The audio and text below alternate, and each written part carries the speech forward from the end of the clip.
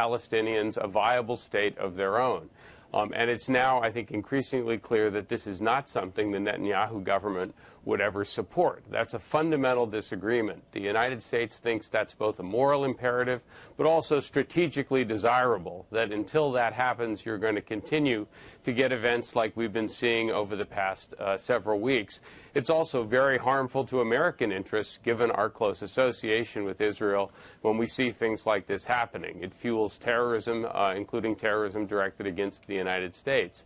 So I think there is a fundamental clash of interests, and that also reflects a fundamental clash of values.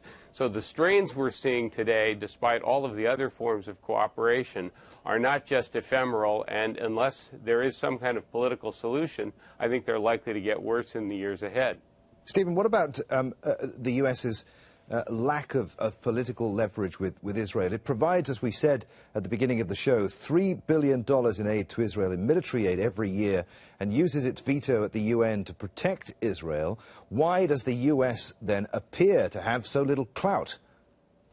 Well, I think that's primarily due to domestic politics here in the United States and the power of groups like AIPAC. The United States has enormous potential leverage, but it rarely, if ever, exercises it.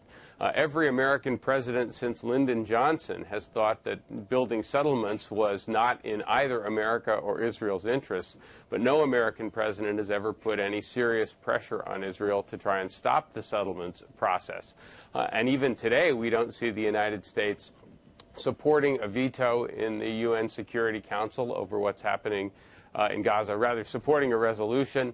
We don't see it distancing itself in any meaningful way. That's partly, as Michelle said, because of Israel's prominent support in Congress, but it's also because I think the Obama administration recognizes it would face a firestorm of criticism here in the United States if it took stronger action. So the United States has lots of potential leverage, but it rarely, if ever, uses it. Dan,